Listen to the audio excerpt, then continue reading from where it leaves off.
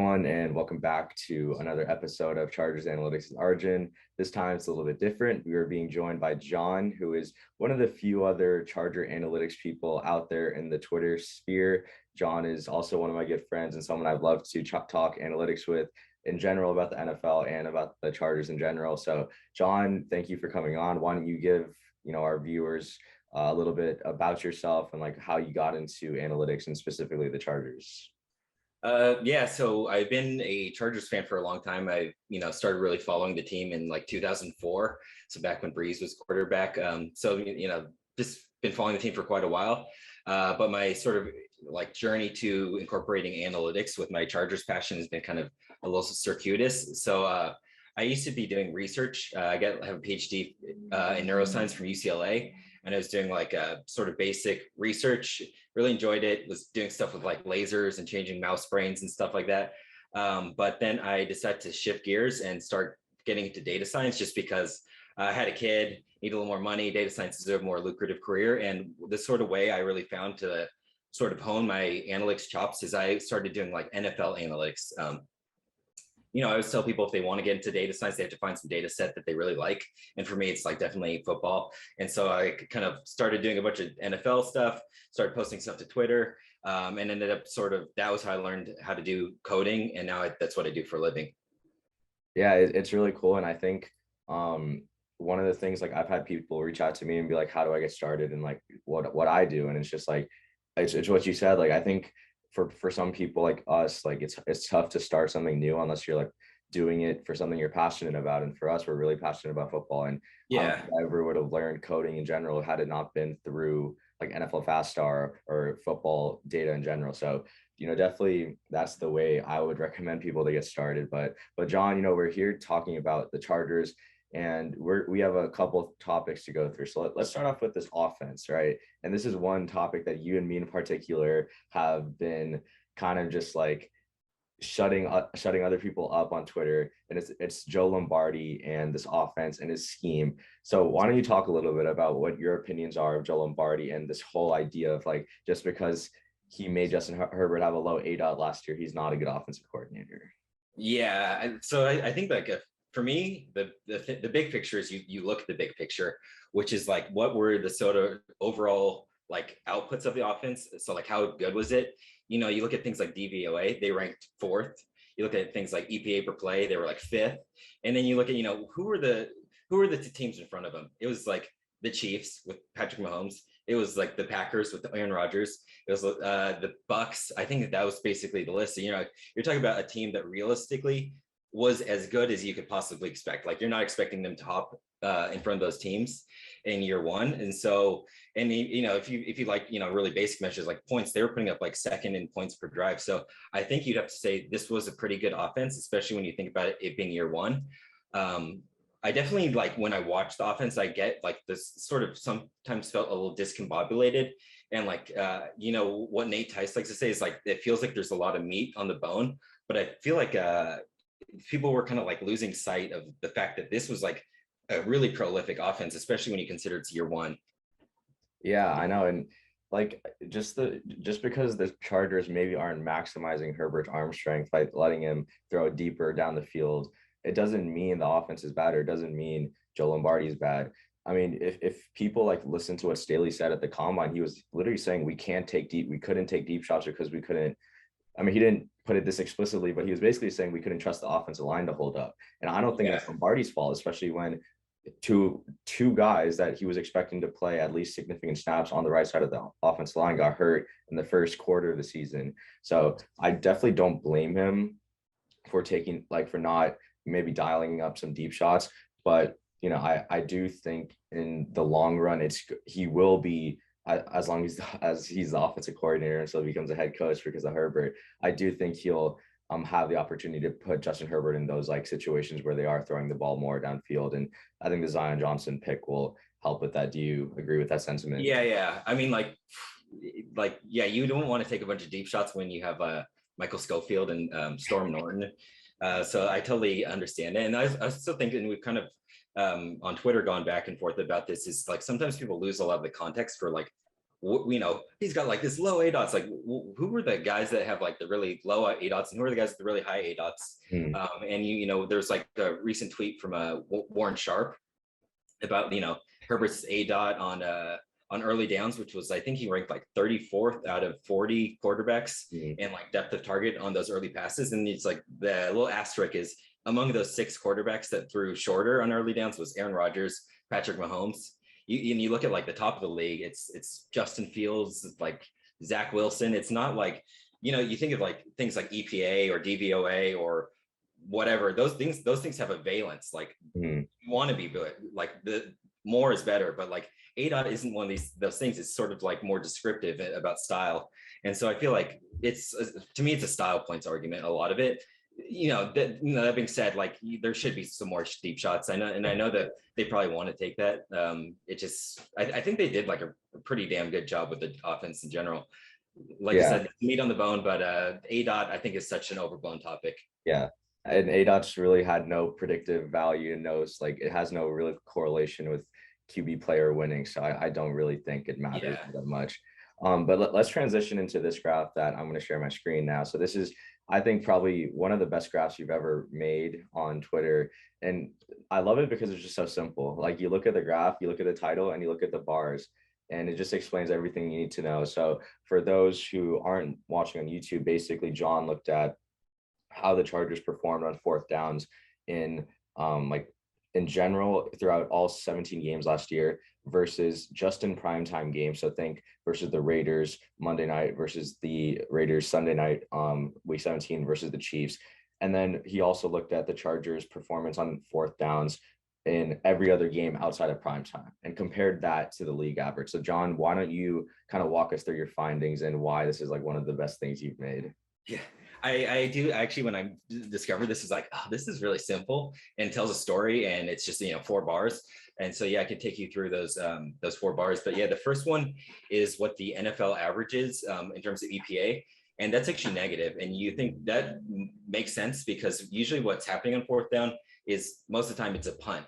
And so, like, basically, you're less likely to score points after you punt because you just punt it away. And punting is really like an EPA loss mitigation strategy. So like most teams are slightly negative on fourth down in terms of EPA. Then you look at the Chargers and they're like way above average. So they're actually on average, they're netting points.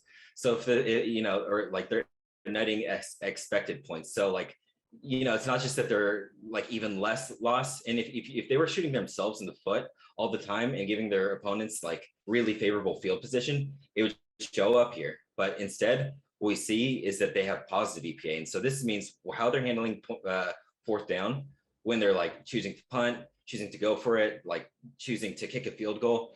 They're like adding a value rather than just trying to mitigate the loss of value. And so that's what they're doing on average. But then that third bar is what they're doing in prime time, which is actually like way, way below their average, but even below like the average team. So they're like, we're losing about 1/10 of a point on every fourth down in prime time. But that's that's 4 games. So you could think about the Chiefs game where they kept going for the fourth down and it just seemed like it never worked. But even that game did have sometimes where it did work and you kind of forget. The Raiders game, they lost some expected points on that fourth and for 1 from their 18, and even like Steelers game, they had a failed fourth down. So like what was going on in primetime was really bad, but it was not at all representative of what they're doing. And so when you look in the other 13 games last season, they're like super good. So like they're super good, in 13 games, really bad in 4 games, but just the 4 that everyone watched. And so you think about like what's shaping everyone's opinion. Why does everyone think that Brandon Staley like caused them to lose all these points, to shoot themselves in the foot? Because that's what actually was sort of happening in primetime, but that's not at all representative of their season as a whole. Yeah, and again, it's only because the games that were magnified on national television, that's where Staley's decisions were also amplified. And so when they suck in those primetime games where literally the entire nation's watching, of course, people are going to base their judgment off Staley off that one game, and especially in recency bias, because the first primetime game was Chargers Raiders Monday Night Football, like week 4, I believe, and the Chargers went for it on 4th and 2 from the 50. They ran that, I think it was stick, or it was like a stick wheel to Jared Cook and they got it. And had they not run that, I mean, the Chargers hadn't put up points in like a whole quarter. So Yeah, yeah, one of my things is I'll like sort of half concede that the second Raiders game, the Week 18 one, that they kind of shot themselves in the foot. But people also forget they went for it on fourth down on their first TD drive, and you're like, okay, they turned 3 points into 7 points. That's a 4 point swing, yeah, and it was also 4th and 1, and then later everyone thinks about the one from their own 18, and that's a 3 point swing. So like they kind of actually netted a point. I know that people see those two situations as super different, but they're actually not all that different when you sort of think about it. Like you actually walk yourself from like one situation, you're like you have like points already in your hand and you could lose those, and the other one is like you don't have any points in your hand, and if you fail, you give those to the Raiders, but they're kind of analogous. And so I've had some like back and forth. I'm like, that one was that fourth down decision making, even in that game, was fine, and the results wise. yeah. Yeah, and the last thing about fourth down decisions, like one of the things I looked at was like how much win probability did coaches add to their team just strictly based off their fourth down decisions, like before the snap or before the play call. And Brandon Staley added the second most win probability to the Chargers by his fourth down decisions, which includes punting and kicking field goals. So outside of the play call, which isn't really in his control, I mean, he was doing a tremendous job putting the Chargers in good positions to succeed. And Lombardi's play calling also, on average, was pretty good. Um, Yeah. yeah. So, John, why don't we talk about your latest article that you have on your WordPress? And it was basically examining QB luck. So, why don't you walk us through the process of that, the methodology, and some of the findings? Yeah, so that was like something I've been working on for like a couple months, and it took a while, and I'll explain why. But basically, people talk about how bad Herbert's luck was last year. You look, and the Chargers led the league in dropped passes, which is unfortunate. And some people have some theories about maybe he's firing bullets in short passes. Maybe there's something to it. But the fact is that they did lead the league in drops, and also if you look at interception luck, like he actually, according to PFF, had more interceptions than interceptable passes. And you can kind of think about like balls bouncing off Jared Cook's fingers, and there's one off Eckler's, but that's pretty unusual to have more interceptions than turnover worthy passes. It hasn't actually happened in the past 5 years. He's the only quarterback. The last time was 2017 Matt Ryan. So he had like these two really bad forms of luck. And I was kind of like, well, how much did those things actually affect like his overall like output? And I think of things often in EPA, which is we just discussed.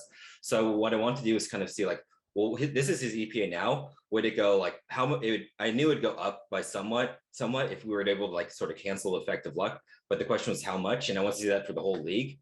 And so what I did is I actually made this like probabilistic simulation. So like basically the simulation would go through each snap, and if it was a sack, like you got the EPA from that play. If it was a scramble, you got the EPA for that play. But as soon as the quarterback threw the ball, then it became like really probabilistic, and the probabilities were set by like what you'd expect based on their charting data rather than the actual numbers. So like you could think like two quarterbacks, both having 10% of these turnover worthy plays, which are like plays that could be intercepted, and one gets only 2% of their passes intercepted, the other one has 9%. Well, let's instead make it so both of them have like 60% of their turnover worthy plays are interceptions. So in this case, now they're kind of normalized. They both have 6%. So now you kind of leveled the playing field and made it like so that they're both getting the same sort of bounce of the ball. And they did the same thing for drops. So I don't know if you have any questions like so far, or if you want me to like kind of keep going through the simulation and talk about the results. No, that was good. I think basically to summarize, like you basically leveled the playing field for all quarterbacks, and you wanted to give people like Herbert less of that negative variance and give maybe someone like Aaron Rodgers some of the positive variance it seems like he gets every year. Yeah. So so skipping ahead, but basically Yeah, like there's huge differences in the amount of luck people have. So like it turns out if you run the simulation, Herbert was the most unlucky quarterback, and it was actually by quite a big margin. And the numbers suggest that if he had just average luck, and if all the quarterbacks had average luck, he would have had the highest EPA in the league. And then a guy like Aaron Rodgers, who was MVP, he actually had really good luck. And so once you sort of account for that, he actually dropped to sixth. And so, address certain things like in the case of Rodgers, like people might say, oh, that's his playing style and it lends itself to it. And maybe there actually is something there because some of the numbers suggest that he's getting luckier and luckier. And maybe that's not really luck, it's skill. But even so, it's one of his luckiest years, according to my numbers. And the other thing I also want to mention about this is like you can get like how good each quarterback is in this like level playing field world. And I called it like their pimped EPA. Pimped stands for PFF, informed modification of passing stats. So like if you looked at their pimped EPA and then use that to predict how they're going to do next season, it actually outperforms what the regular EPA is. So like if you just like looked at what happened, you can predict stuff pretty well. But if you look like what could have happened, what would have things look like without like luck impacting things, you actually get a clearer picture.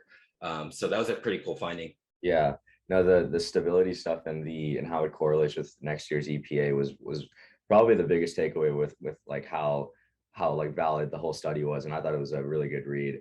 Yeah. That was the thing that's funny. I feel like if you're like a nitty gritty analytics person like yourself, like the stuff about like the R squared and like the correlation, the stabilities, the stuff that probably you'd be like, that's really cool. I think a lot of the people that are like less analytically minded, they're just like, okay, tell me who the luckiest quarterback was, the least lucky, like this information. So I feel like I got a little of both with having part one and part two, which kind of went through like the methodology, the process, and the results with the 2021 quarterbacks.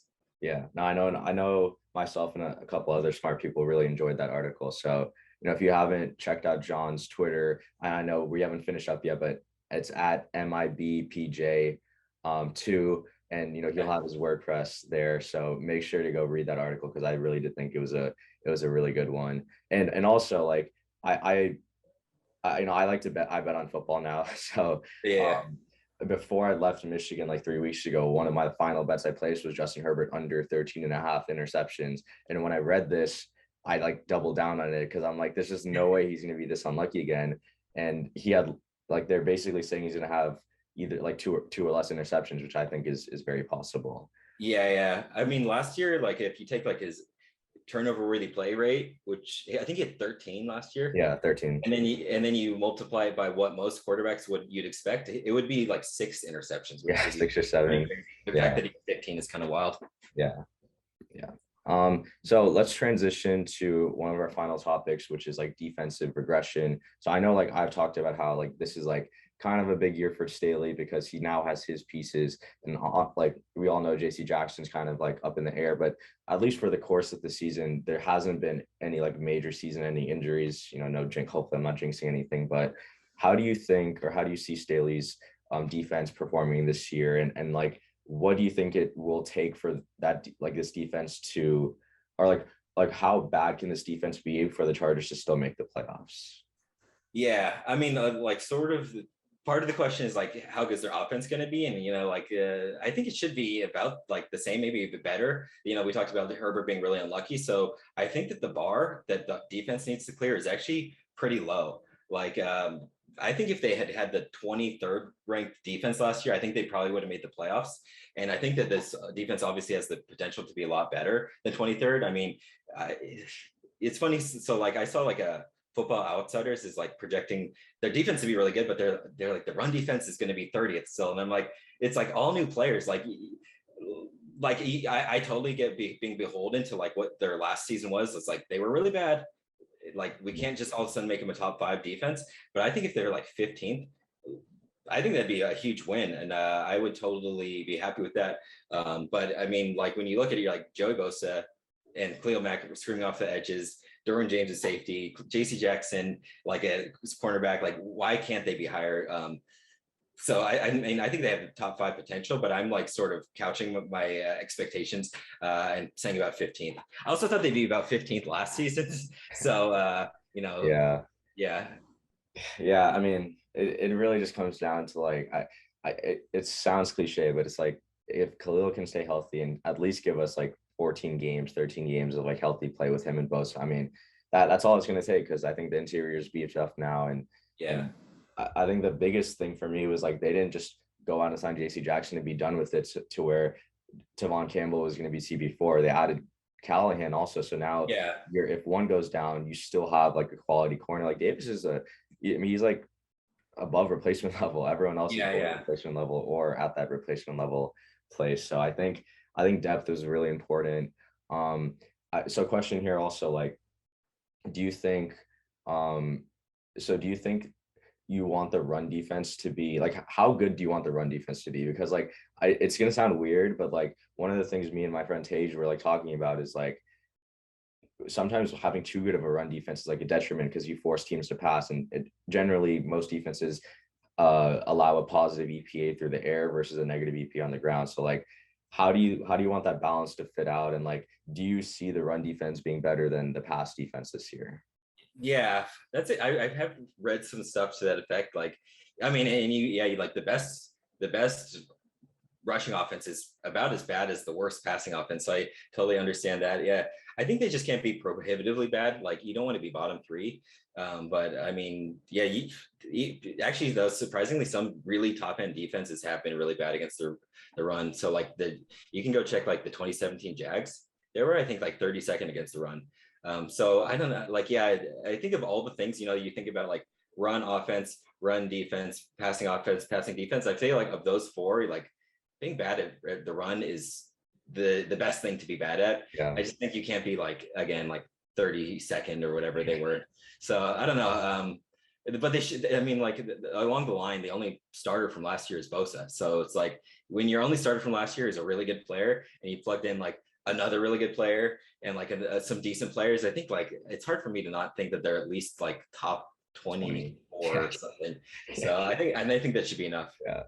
Well, it still remains to be seen if Jerry Tiller is going to be a starter or not. And by the time this episode comes out, I'm pretty sure we'll know the 53, and he'll probably be on it. Yeah. Um, I guess he's going to be like a situational pass rusher, which yeah, I I guess is hope. like one thing he could do sort of in, Yeah, I don't that's know. like the only thing he can do. We don't, I don't think we get to sugarcoat it. But John, this has been great. I want to wrap it up with your final prediction for the Chargers, and like let's do like win loss and like how far do you think this team is going to go?